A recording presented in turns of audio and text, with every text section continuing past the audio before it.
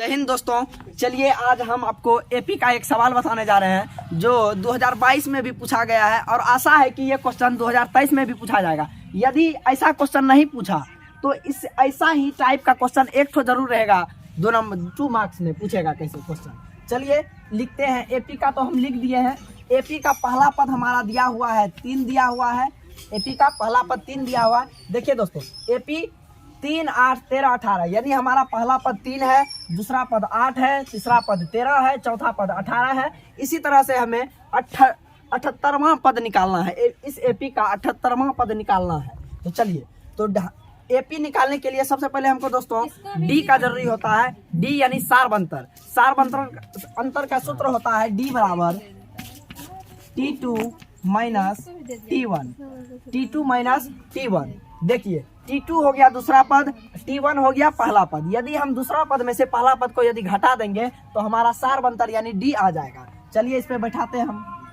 T2 का पद कितना है? 8 है, माइनस T1 है 3 दे देंगे।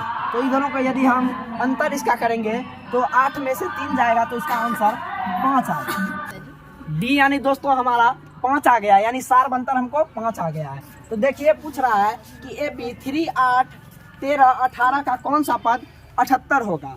तो कौन सा पद 78 होगा? तो हमारा मतलब क्या हुआ, Tn हमको दिया हुआ है। Tn हमारा कितना दिया हुआ है? 78 दिया हुआ है।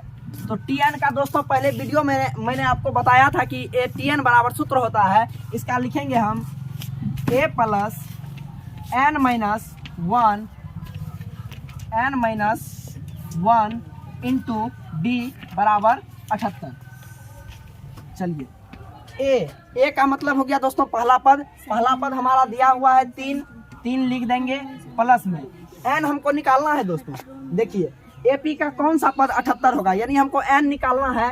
उस n के जगह में कौन सा पद होगा जो 78 होगा हमारा इस एपी में। चलिए दोस्तों, n को n नहीं रहने देंगे, n क्योंकि हमको निकालना है n माइनस 1। देखिए डी सार्वंतर हमारा 5 आया है, 5 लिख देंगे बराबर में 78।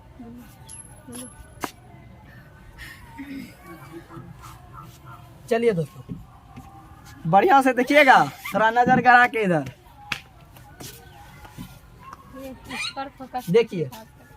3 प्लस, देखिए 5 से यदि हम n में गुणा करेंगे तो 5 गुणा n करेंगे तो 5n हो जाएगा हमारा। माइनस है तो माइनस दे देंगे, 5 गुणा 1 करेंगे तो हमारा 5 आ जाएगा बराबर में 78।